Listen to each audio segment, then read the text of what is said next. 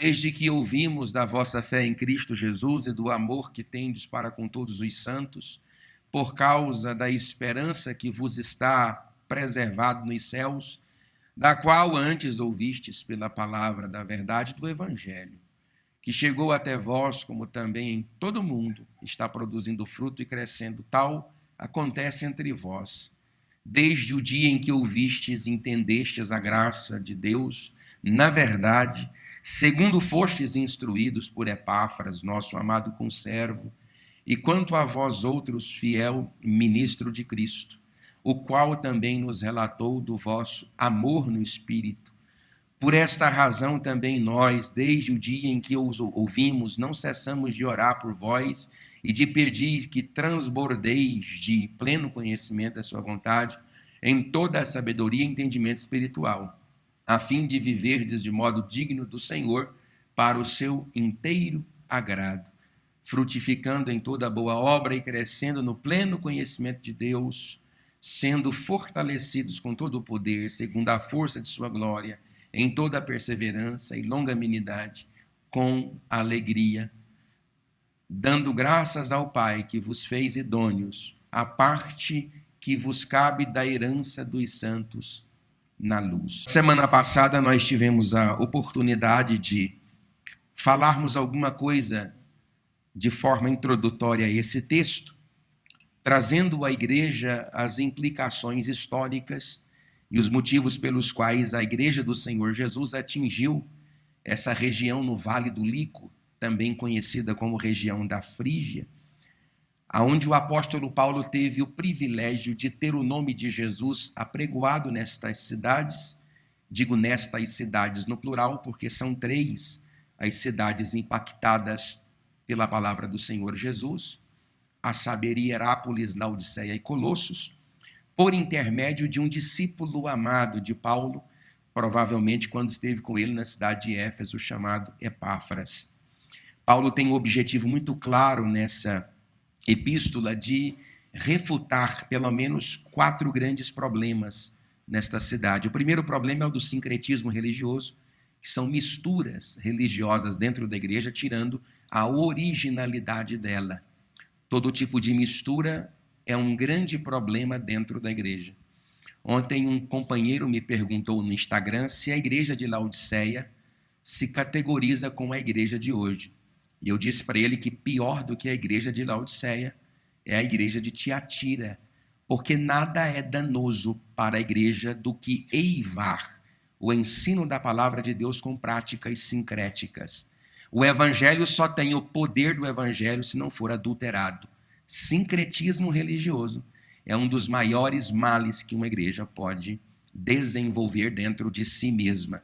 Lembrando que o sincretismo religioso é o que ocorre na igreja de dentro para fora, porque este tipo de mal é o mal que é capaz de fazer com que o evangelho seja adulterado, e sendo adulterado diante de pessoas que são iníquas e ímpias, esse mal, sendo adulterado, é recebido por estas pessoas como sendo o evangelho da verdade, quando na verdade é o evangelho da mentira.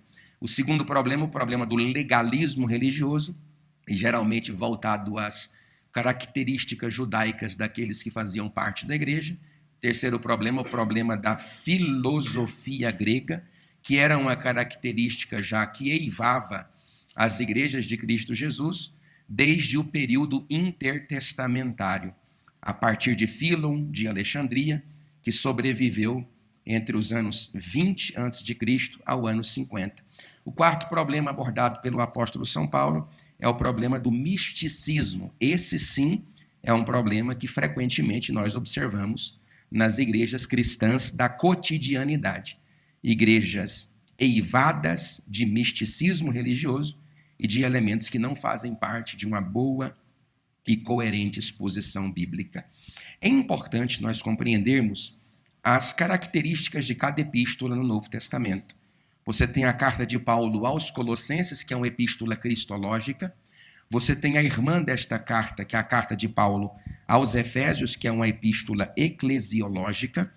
Você tem uma carta de Paulo aos Coríntios, principalmente na primeira epístola, que é a primeira, a segunda seria a carta, que é uma epístola apostólica. Você tem também a carta de Paulo aos Romanos, que é uma epístola soteriológica, e a carta de Paulo aos Tessalonicenses, que é uma epístola escatológica. Definir o conteúdo da epístola é preponderante para você compreender e fazer a boa interpretação bíblica. Eu vou trabalhar nesta oportunidade algumas características desta igreja, do versículo 3 ao versículo 6, do versículo 7 ao versículo 8, como era o pastor desta igreja, e do versículo 9 ao versículo 12, a oração de Paulo pela igreja de Colossos. Em primeiro lugar, como era a igreja recebida por Paulo através desta epístola? Eu enumerei aqui 7 características desta igreja. Na semana passada eu disse da primeira. Era uma igreja cheia de fé. O texto bíblico diz o seguinte: desde que ouvimos da vossa fé. Em segundo lugar, qual era a característica desta igreja? Uma igreja solidificada na pessoa de Jesus Cristo. Veja o texto bíblico. Ouvimos dizer da vossa fé em Jesus Cristo. Pastor, não há grande revelação nisso. Há sim. Porque a igreja que tem a sua fé com base no elemento mais fundamental da igreja, que é a pessoa de Cristo, é uma igreja que caminha coerentemente na presença de Deus.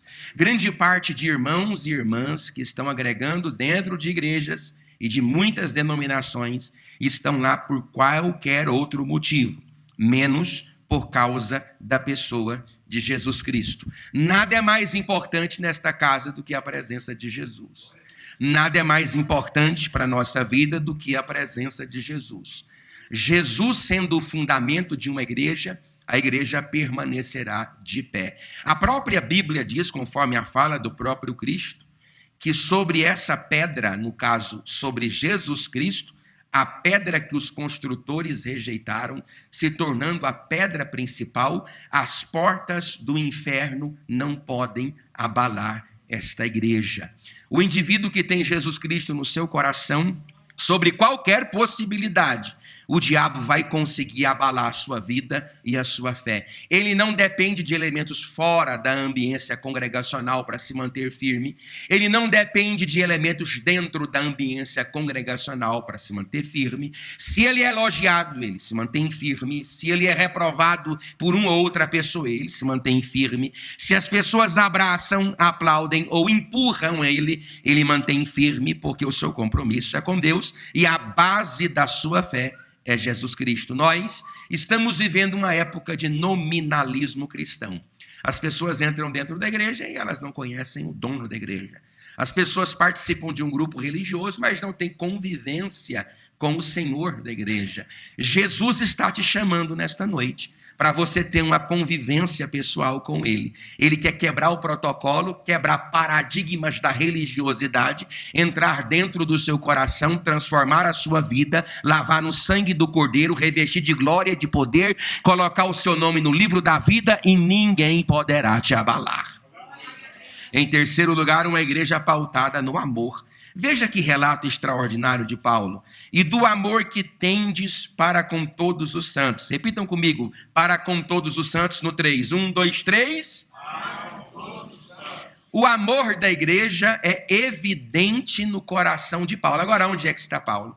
Paulo está na cidade de Roma, na primeira prisão provisional. Ele havia sido preso, provavelmente na região anatolina de Troade, quando estava talvez na casa de Carpo, e dessa distância ele recebe a informação de que a igreja é fofoqueira? Não. De que a igreja é cheia de confusão? Não. De que existem pessoas desmanteladas dentro da igreja? Não. Ele recebe a notícia de que a igreja é cheia de amor. Querido, que coisa linda é isso. O cidadão está distante daquela igreja, mas recebe a informação de que a igreja é cheia de amor. Sabe o que é uma igreja cheia de amor? É uma igreja cheia de Deus, porque Deus é amor. O homem ama, Deus é amor. A essência do caráter de Deus é o amor. O crente tem que aprender a amar. E amar aqui, nos termos epistemológicos, é o amor ágape. É quando o meu amor em relação a você não depende do seu amor em relação a mim. Se o amor da igreja fosse um amor que não dependesse de amores externos, apenas do amor que existe dentro de você, nós não tínhamos confusão na igreja, não tínhamos fofoca na igreja, não tínhamos disse-me-disse na igreja, porque o motor de quem ama ágape é o ódio em relação à pessoa. Logo, não dependo daquilo que você faz ou fala a mim, depende daquilo que Deus fez no meu coração. E o que Deus fez no meu coração, colocou Ele mesmo em mim, através do Espírito Santo, por intermédio da sua palavra, e quanto mais você me odeia, mais eu te amo. Este é o verdadeiro evangelho de Jesus Cristo, e esta igreja é uma igreja que ama a Jesus. Pastor, mas de vez em quando tem um demônio que me perturba. Tem, irmão. Tem uns crentes que eles não são anjos, não. Tem uns crentes, irmão, que é o demônio. Mas o que é que você faz quando acontece estas perturbações na sua vida? Você olha para quem? Uma coisa eu faço. É que me esquecendo das coisas que para trás ficam, eu prossigo para as que estão adiante de mim, olhando firmemente para Jesus, o autor e consumador da nossa fé. Olhe para a glória de Deus, esqueça as coisas aqui desta terra e o nome de Jesus será adorado na sua vida. Diga graças a Deus. Vamos falar para esse irmão que está do seu lado, dessa tribulação aí, fala, receba a graça de Deus. Fala. Pode falar. Em quarto lugar, uma igreja com foco na eternidade. Eu vou repetir. Uma igreja com foco na eternidade. Olha aqui, ó. Por causa da... Repita comigo. Esperança. Não, irmão, pelo amor de Deus, grita, fala esperança. Vai dar para o povo da internet... Pensar que tem gente aqui na igreja, que tem 1.500 pessoas aqui. Então repita assim, esperança. A palavra esperança, ela tem uma cognominação correlata à confiança com espera. O que é esperança? É espera com confiança. A igreja que tem esperança é uma igreja que espera com confiança. Uma igreja desesperançosa é uma igreja sem expectativa, cabeça baixa, é o tempo todo olhando para baixo. Mas preocupa não, Ele está aqui nesta noite. Ele vai calibrar a sua visão e você vai olhar para cima. Levante a mão e o nome de Jesus será glorificado. Por causa da esperança que vos está, repita comigo, preservada nos céus. Agora olha aqui para mim, que tipo de preservação acerca da fé que tu tens aqui na terra, que diante de Deus está guardada lá no céu? Porque você planta uma semente de abacate, nasce um abacateiro. Você planta uma semente de trigo, nasce... Né? O que você está plantando aqui que está guardado lá? Isso é uma coisa de se pensar. Você nunca pensou nisso? Ou eu estou falando besteira? Porque Paulo disse assim, olha, reconhecendo a natureza do vosso comportamento, bem como da vossa fé, eu tenho certeza que a esperança que vos está preservada nos céus será alcançada por todos vocês. Agora, que tipo de preservação no céu você tem da vida que você vive aqui na terra? É uma igreja que caminha olhando para cima. É uma igreja que caminha com grandes expectativas. Olha, irmão, por exemplo, eu tenho muitos, no Projetando 2025 que nós fizemos, eu sei que muitos de nós colocamos pedidos naturais. Eu coloquei os 2 primeiros pedidos que eu coloquei, foi pessoais. O primeiro pedido que eu coloquei no Projetando tem características eternas. Eu disse para Deus, Deus, me ensina a te amar, porque eu não te amo. Eu preciso aprender a te amar. Ainda citei na minha fala lá no papel o seguinte, eu falo como Agostinho de Hipona. Quando eu pecar contra ti, não te apartes para tão longe, ao ponto de que ao te procurar eu me perca por outros caminhos.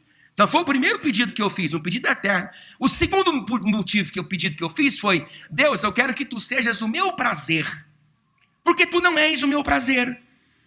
Quando Deus é o meu prazer, as coisas de Deus não me consomem o juízo. Quando Deus é o meu prazer, as coisas dele não consomem as minhas esperanças. As minhas expectativas foram os 2 pedidos. O terceiro pedido, pedi para vocês, para que haja entendimento bíblico nesta igreja. Porque essa igreja só será transformada se Jesus Cristo for transplantado para dentro dela, mediante o poder desta palavra que é pregada neste altar. Eu estou orando a Deus todo dia, Deus transforme a mentalidade da igreja que está sobre os meus cuidados pastorais, para que tu mesmo manifeste a ela pelo poder da tua palavra e nada mais. É um terceiro pedido que eu fiz. E eu estou todo empinchinado com coisa. Eu nem sei se eu coloquei coisas naturais. Porque não adianta Deus calibrar a minha vida natural se primeiro Ele não calibrar a minha vida espiritual. Isso aqui, irmão, eu posso falar? Diga amém. Tu quer a receita para sair desse calabouço? Diga glória a Deus. Calibre a tua vida espiritual. Que Deus te levanta, bota você para andar de pé. E todas estas coisas não serão acrescentadas. Diga graças a Deus. Quinta característica, uma igreja aberta. Repita, aberta.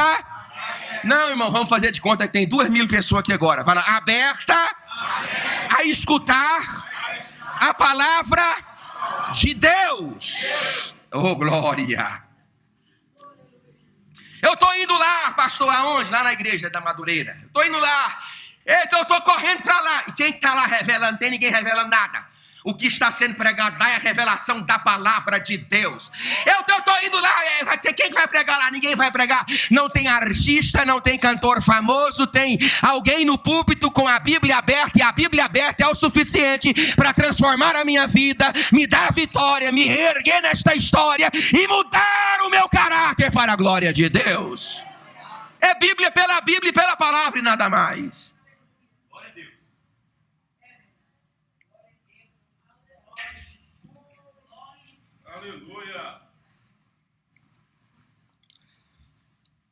O texto está aqui, ó. Antes, ouvistes pela palavra da verdade do Evangelho. Uma igreja aberta para escutar a palavra de Deus. Uma igreja aberta para escutar a palavra de Deus é uma igreja que evidencia, que prefere, que gosta dos cultos de ensinamento e de escola bíblica dominical. É uma igreja que não necessita de quaisquer elementos para poder fundamentar a fé que possui. Ela está pronta para escutar. Isso está na Bíblia em todos os lugares. Nós é que sincretizamos as nossas comunidades de fé ao ponto de criar uma atração para trazer as pessoas por meio do movimento que se cria.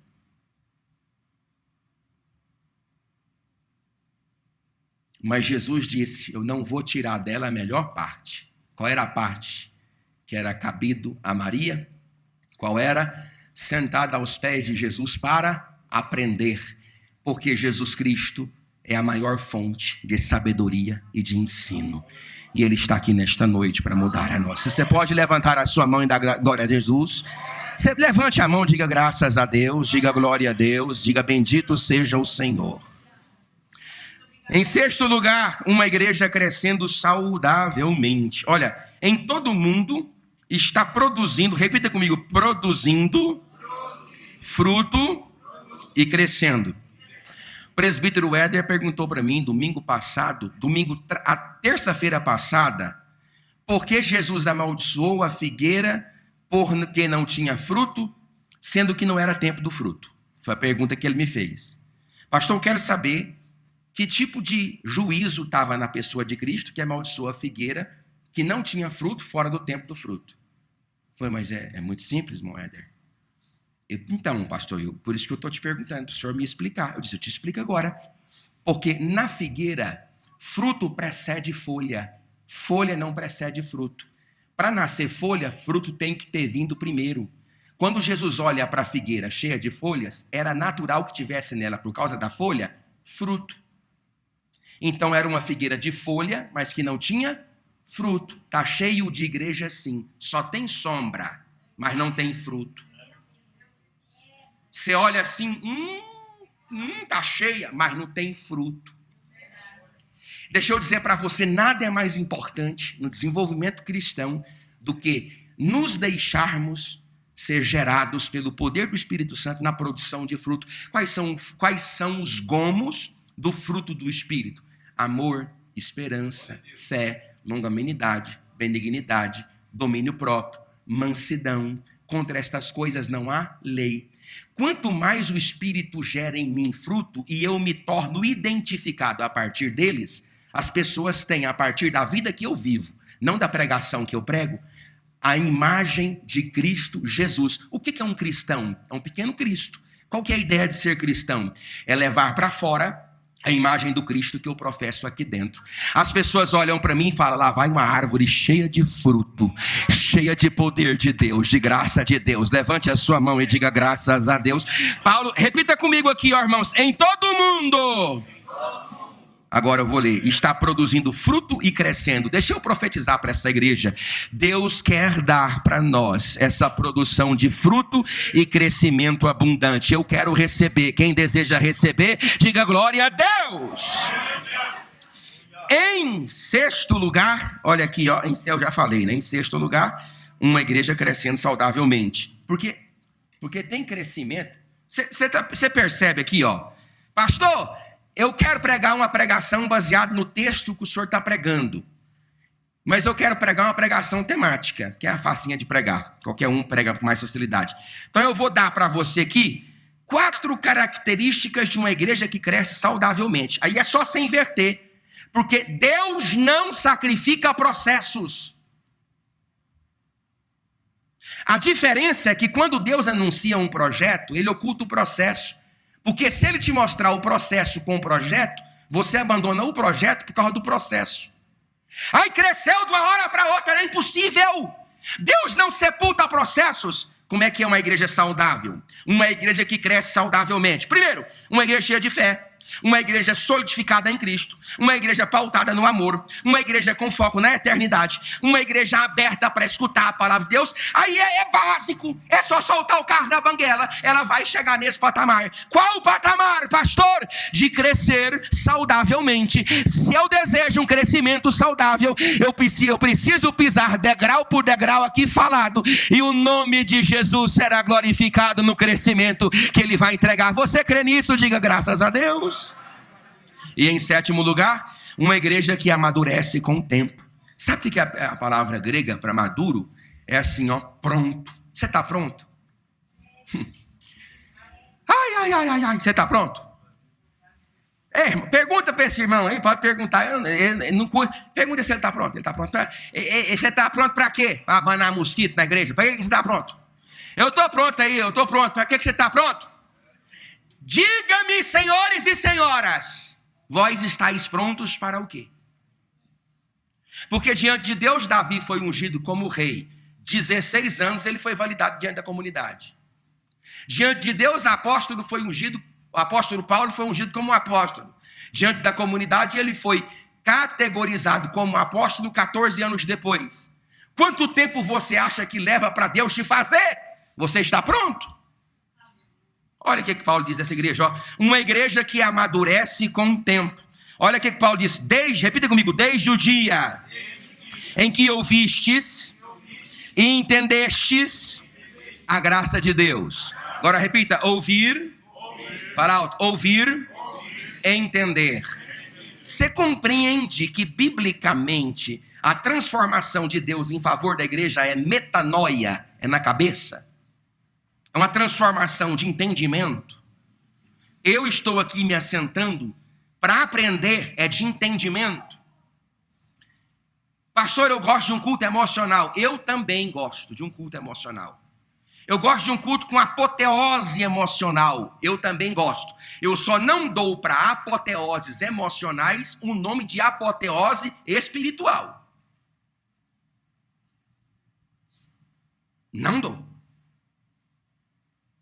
Aí vem um cantor, um músico, canta aí aqui, e tu sacode seu esqueleto, e aí é o poder. Não é poder do Espírito Santo. É uma sensação agradável que nós sentimos, uma sensação maravilhosa que nós sentimos, que faz parte da nossa emocionalidade. Deus também fala ao coração, mas se primeiro falar ao entendimento. Não existe calor na alma de quem não tem luz na cabeça. E não estou falando de luz, de epistemes, de paradigmas doutrinários, de suprasapiência, não estou falando dessa luz, não. Estou falando dessa. Desde o tempo, ou seja, é uma questão de tempo, você não aprende uma hora para outra, que o evangelho chegou até aí, vocês se assentaram para ouvir, e ouvindo o que os apóstolos pregavam, vocês começaram a entender. A transformação da igreja de Colossos em relação às outras está no entendimento da pregação que foi pregada. À medida que iam se pregando, vocês vão entendendo. Está na Bíblia, pelo amor de Deus, porque é difícil entender isso. Olha o que ele diz aqui, ó. Desde o dia em que ouvistes e entendestes. Então, se eu escuto e não entendo, não há crescimento. Se eu escuto e não entendo, não há crescimento.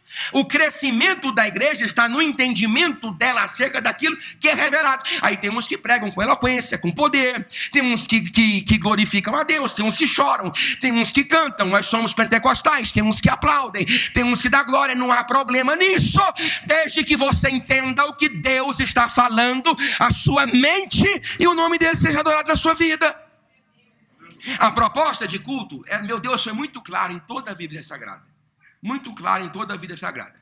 Em toda. Paulo, ele personifica o conceito de caparote, de corvã, quando ele diz, rogo-vos, pois, irmãos meus, que apresenteis o vosso corpo por sacrifício vivo, santo e agradável a Deus, que é o vosso culto racional. E não vos conformeis com este século, pecado tem que ser eliminado, mas transformai-vos. Por quê? Pela renovação do que eu sinto? Não. Pela renovação do que eu entendo, pela renovação do vosso entendimento, para que experimenteis qual seja a boa e perfeita e agradável de Deus. Então quer dizer que sem conhecer o que Deus tem para mim através da palavra, eu não compreendo o que Ele tem para mim na minha vida? Não! Absolutamente não! No ano da morte do rei Uzias, eu vi o Senhor assentado sobre um alto sublime trono, serafins estavam acima dele, cada um com 6 asas, com 2 cobriam o rosto, com 2 cobriam pés, com 2 voavam, e clamavam uns para os outros, dizendo, santo, santo, santo é o Senhor dos exércitos, e toda a terra está cheia da sua glória. As bases do limiar se movia a voz do que clamava. Clamava o quê? Não sei. Ele vai saber agora. Então disse eu, ai de mim que estou perecendo, porque sou homem de lábios impuros. Consciência de pecado é avivamento.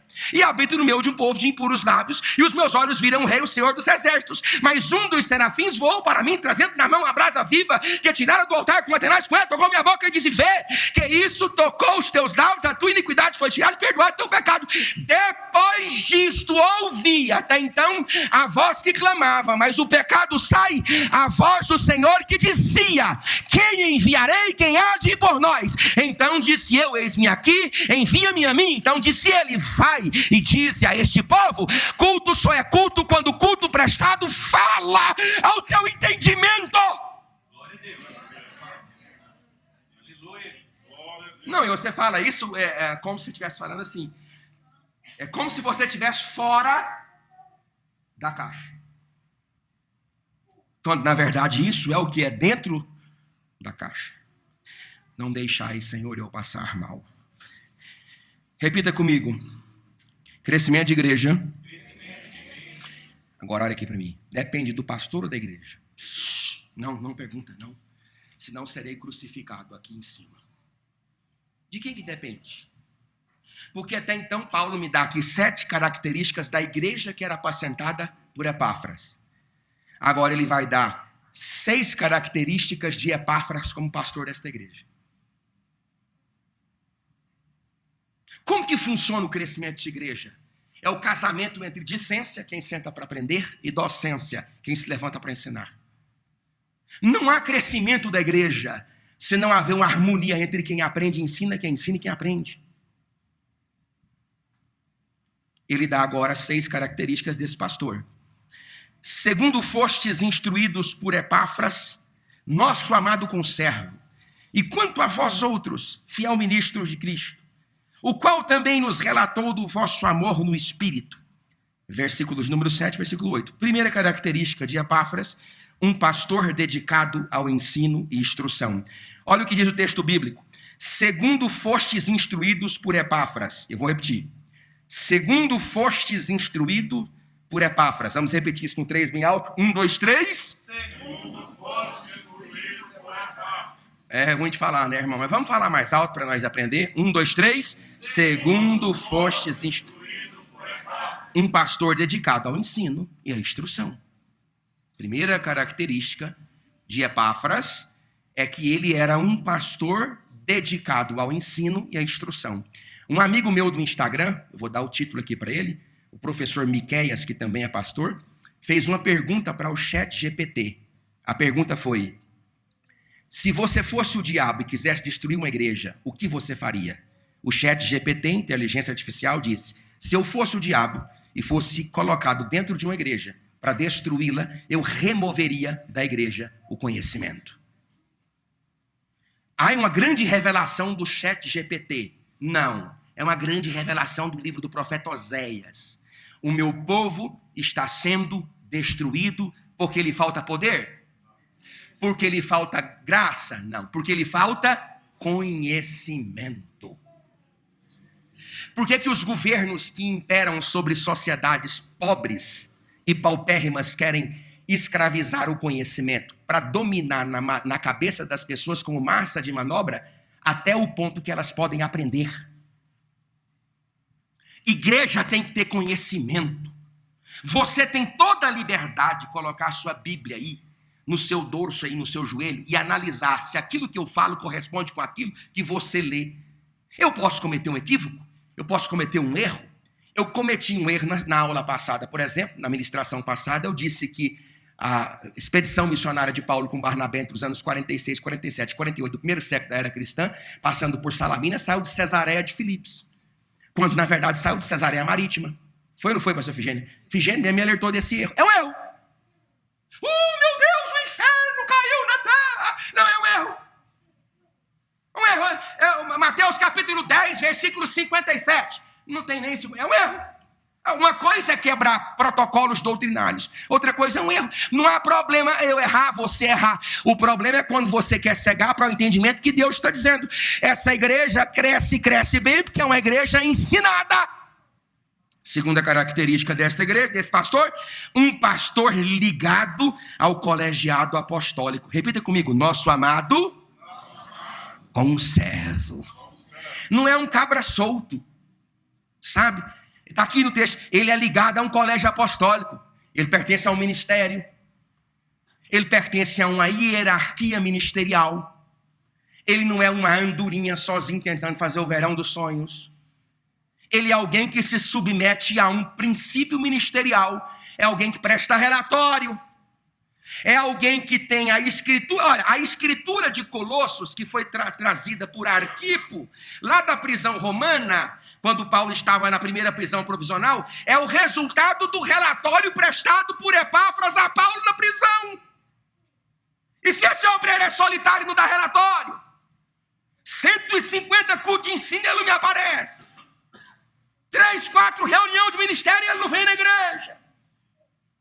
Eu só tenho como entender o que aconteceu aqui 2000 anos atrás, porque tinha um obreiro fiel prestando relatório de como estava a igreja. A igreja lá está assim assado. Temos 4 problemas na igreja, que é o sincretismo religioso, o misticismo, o legalismo cristão e a cultura helênica. Então Paulo dá-lhe carta, dá-lhe Bíblia, sabe por quê? Porque a palavra de Deus é o remédio de Deus para curar. Você pode levantar a mão e dizer glória a Deus. Irmão, nós estamos vivendo numa época dessas multifacetadas. Irmão, olha aqui para mim, está gravando, não vou falar, não estou nem não. Eu estou no campo missionário desde 1998.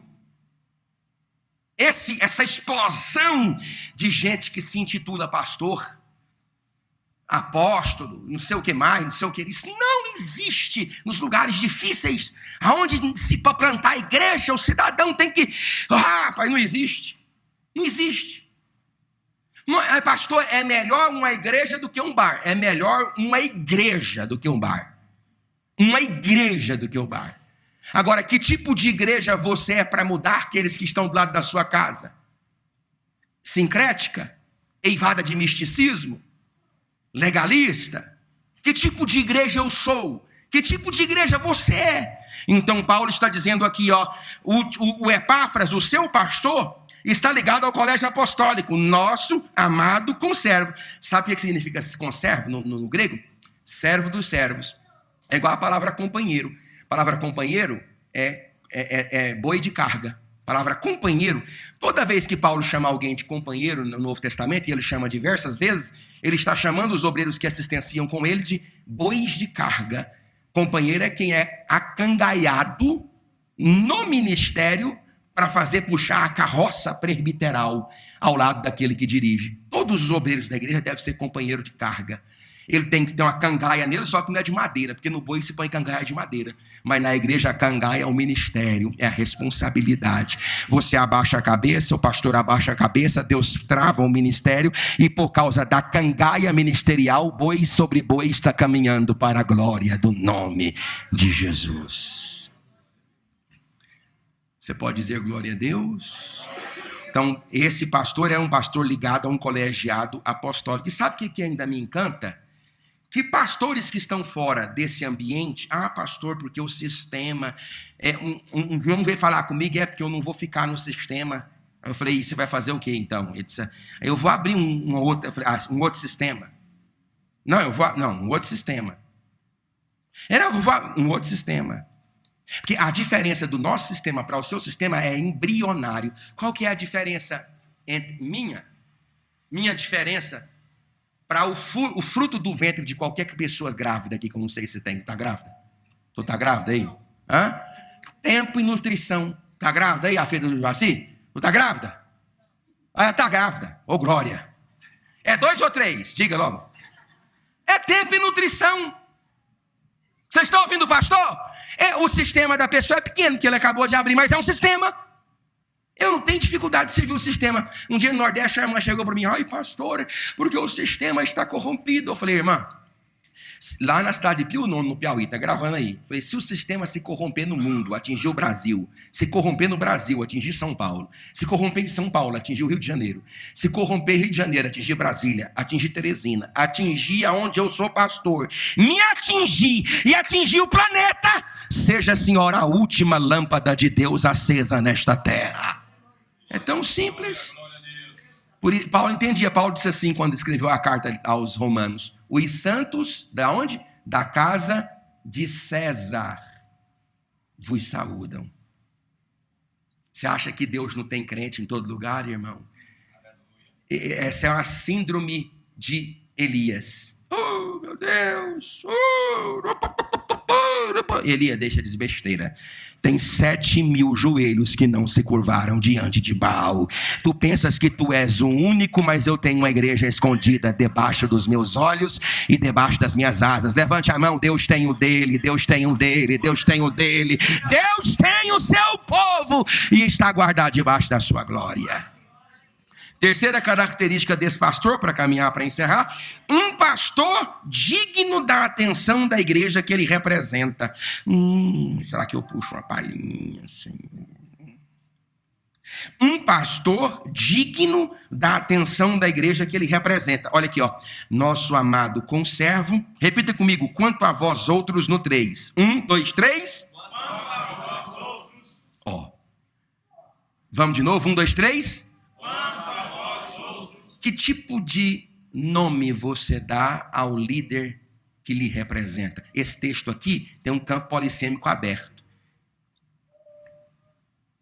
Porque o reconhecimento de Epáfras como pastor diante da igreja é o reconhecimento da igreja de Epáfras como pastor perante ela.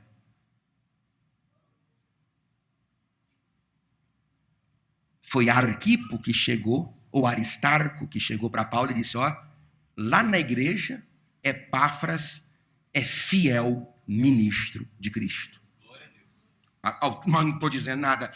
Olha aqui, quanto a vós outros, Paulo está dizendo, presta atenção aqui no pastor, vocês têm que aprender, pelo amor de Deus, ler a Bíblia. Paulo está dizendo, diante do que eu posso dizer como líder de Epáfras, eu digo, tu diz o que, Paulo? Que ele é um conservo fiel. Diante do que eu posso dizer de quem é Epáfras diante de vocês, eu digo baseado no relatório que recebi. Que eu sou? Um fiel ministro de Cristo. Que fala é a fala que sai da sua boca quando você se refere ao pastor que te apacenta? É de se entender esse texto bíblico assim também. Porque o diagnóstico que Paulo tem acerca de Epáfras é baseado no relatório que ele recebe, trazido por Arquipo ou por Aristarco. Qual é a propaganda que você faz daquilo que você recebe? Qual é a propaganda que você faz denominacional da nossa igreja? A propaganda que você faz da nossa igreja é semelhante à propaganda que você faz quando come no restaurante dos sonhos e sai falando para todo mundo? A propaganda que você faz da nossa igreja e da sua liderança é semelhante à propaganda que você faz quando você vai lá para Porto de Galinhas e tem as férias do sonho? Que você dedica 10, 15, 20, 30 minutos para falar bem de uma experiência que você teve? Que tipo de experiência você tem na igreja? Para não levar as informações dessa experiência tirada lá para fora. Eu estou tendo péssimas experiências. As péssimas experiências dentro da igreja são ocasiões que Deus está te dando para forjar em você o caráter de Cristo. Como você pode amar se não te odiarem? Como você pode abraçar se não te empurrarem? Como você pode deitar a outra face se não te sentarem a mão numa? Ou nós estamos, vamos rasgar, vamos tacar fogo nesse livro. Porque é isso que esse livro diz. Que eu de muita boa vontade gastarei e me deixarei ser gastado por vossas almas, ainda que amando-vos cada vez mais seja menos amado. Quando alguém pisar no seu pé ou falar mal de você ou perturbar a sua casa, dê glória a Deus.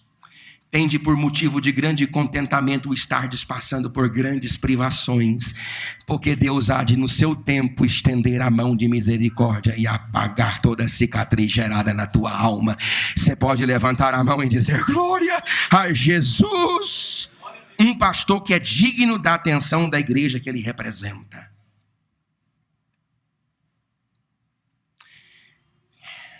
Quarto lugar, e a última que eu vou falar, são 6. Um pastor ligado ao serviço cristão. Tá aqui, ó. Quanto a vós outros, repita comigo, fiel, ministro de Cristo. Essa palavra fiel, ela transmite uma ideia epistemológica, epistemologia. Presta atenção aqui para vocês aprenderem. O pastor fala difícil. Aí são tantas coisas difíceis.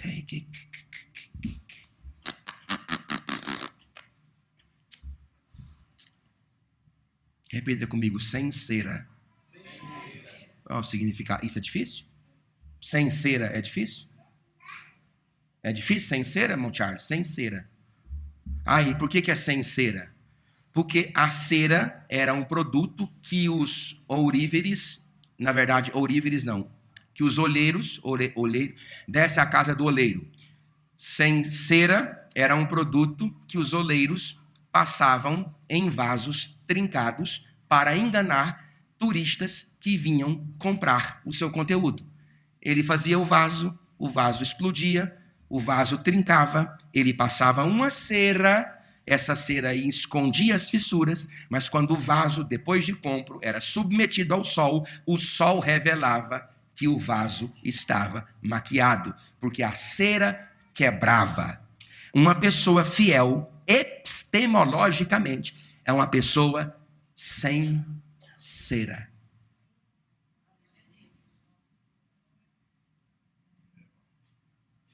Aí você parafraseia, sem maquiagem, com verdade, com genuidade, com transparência, com sinceridade, de onde vem a palavra sincero no latim, sinceros, sem cera.